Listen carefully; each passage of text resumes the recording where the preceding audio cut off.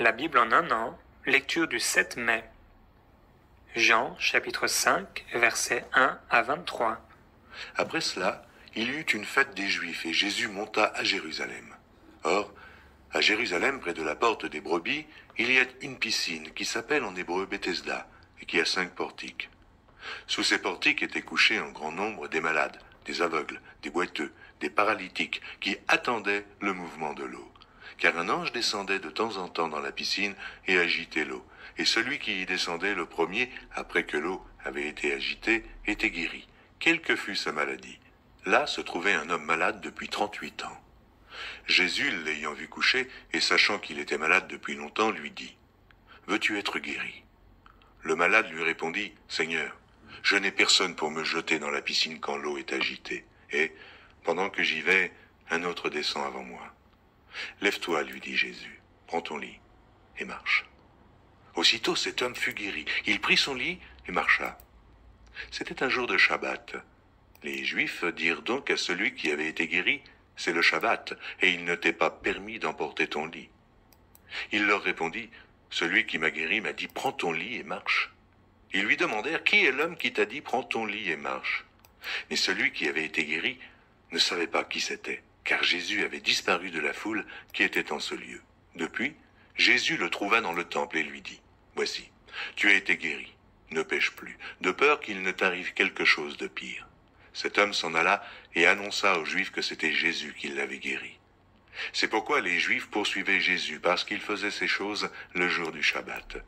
Mais Jésus leur répondit, « Mon Père agit jusqu'à présent, moi aussi j'agis. » À cause de cela, les Juifs cherchaient encore plus à le faire mourir, non seulement parce qu'il violait le sabbat, mais parce qu'il appelait Dieu son propre Père, se faisant lui-même égal à Dieu.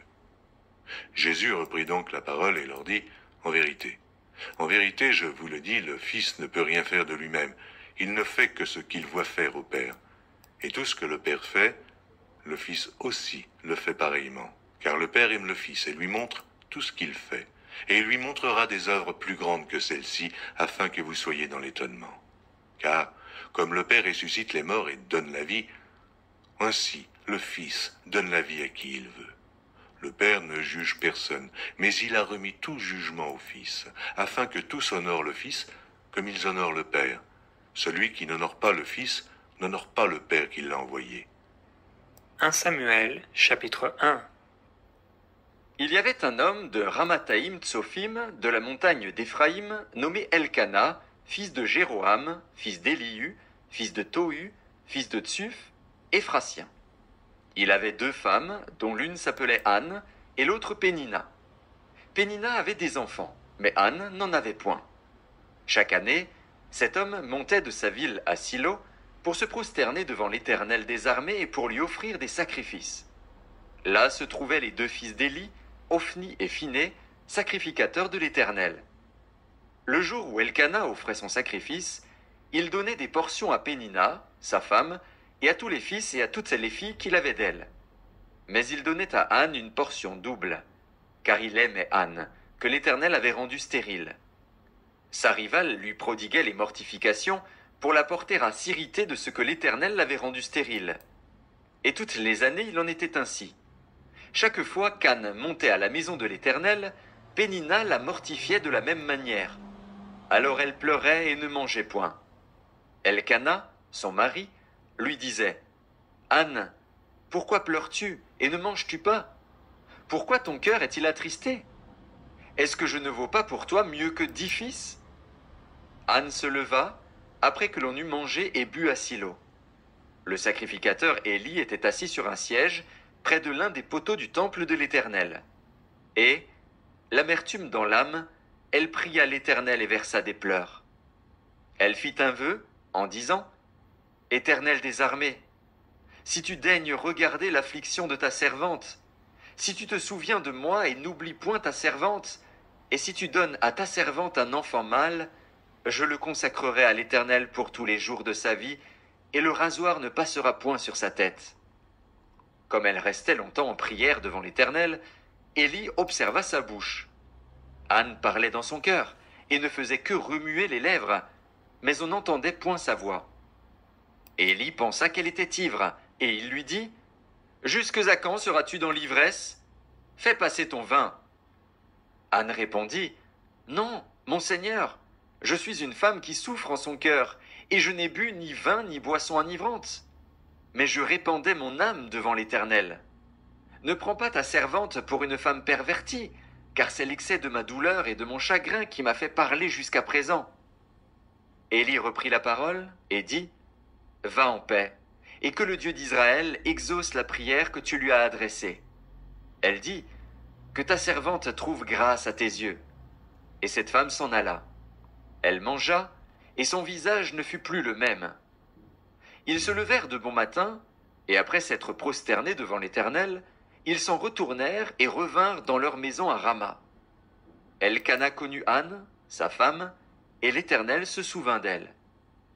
Dans le cours de l'année, Anne devint enceinte, et elle enfanta un fils, qu'elle nomma Samuel, car, dit-elle, je l'ai demandé à l'Éternel. Son mari Elkana monta ensuite avec toute sa maison pour offrir à l'Éternel le sacrifice annuel et pour accomplir son vœu. Mais Anne ne monta point, et elle dit à son mari, « Lorsque l'enfant sera sevré, je le mènerai, afin qu'il soit présenté devant l'Éternel et qu'il reste là pour toujours. » Elkana, son mari, lui dit, « Fais ce qui te semblera bon, attends de l'avoir sevré. Veuille seulement l'Éternel accomplir sa parole. » Et la femme resta et allaita son fils jusqu'à ce qu'elle le sevrât. Quand elle l'eut sevré, elle le fit monter avec elle et prit 3 taureaux, un épha de farine et une outre de vin. Elle le mena dans la maison de l'Éternel à Silo. L'enfant était encore tout jeune. Ils égorgèrent les taureaux et ils conduisirent l'enfant à Élie. Anne dit, « Mon Seigneur, pardon. Aussi vrai que ton âme vit, mon Seigneur, je suis cette femme qui me tenait ici près de toi pour prier l'Éternel. C'était pour cet enfant que je priais, et l'Éternel a exaucé la prière que je lui adressais. Aussi je veux le prêter à l'Éternel. Il sera toute sa vie prêté à l'Éternel. » Et ils se prosternèrent là devant l'Éternel. 1 Samuel, chapitre 2, versets 1 à 21. Anne pria et dit, « Mon cœur se réjouit en l'Éternel, ma force a été relevée par l'Éternel.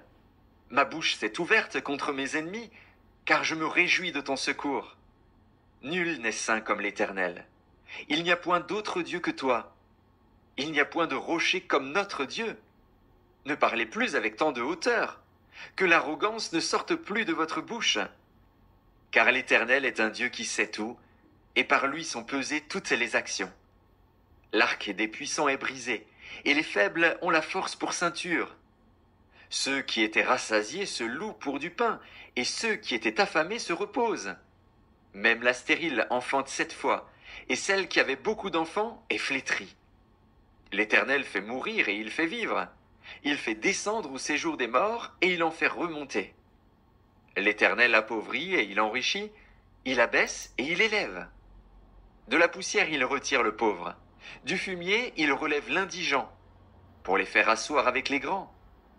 Et il leur donne en partage un trône de gloire. Car à l'Éternel sont les colonnes de la terre, et c'est sur elles qu'il a posé le monde. Il gardera les pas de ses bien-aimés. Mais les méchants seront anéantis dans les ténèbres, car l'homme ne triomphera point par la force. Les ennemis de l'Éternel trembleront. Du haut des cieux, il lancera sur eux son tonnerre. L'Éternel jugera les extrémités de la terre. Il donnera la puissance à son roi, et il relèvera la force de son oint. Elkana s'en alla dans sa maison à Rama, et l'enfant fut au service de l'Éternel devant le sacrificateur Élie. Les fils d'Élie étaient des hommes pervers. Ils ne connaissaient point l'Éternel. Et voici quelle était la manière d'agir de ces sacrificateurs à l'égard du peuple. Lorsque quelqu'un offrait un sacrifice, le serviteur du sacrificateur arrivait au moment où l'on faisait cuire la chair. Tenant à la main une fourchette à 3 dents, il piquait dans la chaudière, dans le chaudron, dans la marmite ou dans le pot. Et tout ce que la fourchette amenait, le sacrificateur le prenait pour lui. C'est ainsi qu'ils agissaient à l'égard de tous ceux d'Israël qui venaient là à Silo.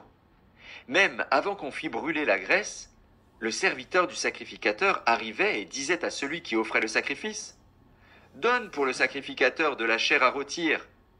Il ne recevra de toi point de chair cuite, c'est de la chair crue qu'il veut. » Et si l'homme lui disait, « Quand on aura brûlé la graisse, tu prendras ce qui te plaira. » Le serviteur répondait, « Non, tu donneras maintenant, sinon je prends de force. » Ces jeunes gens se rendaient coupables devant l'Éternel d'un très grand péché, parce qu'ils méprisaient les offrandes de l'Éternel. Samuel faisait le service devant l'Éternel, et cet enfant était revêtu d'un éphod de lin. Sa mère lui faisait chaque année une petite robe, et la lui apportait en montant avec son mari pour offrir le sacrifice annuel. Élie bénit Elkana et sa femme en disant « Que l'Éternel te fasse avoir des enfants de cette femme, pour remplacer celui qu'elle a prêté à l'Éternel. » Et ils s'en retournèrent chez eux. Lorsque l'Éternel eut visité Anne, elle devint enceinte, et elle enfanta 3 fils et 2 filles. Et le jeune Samuel grandissait auprès de l'Éternel. Psaume chapitre 105, versets 37 à 45.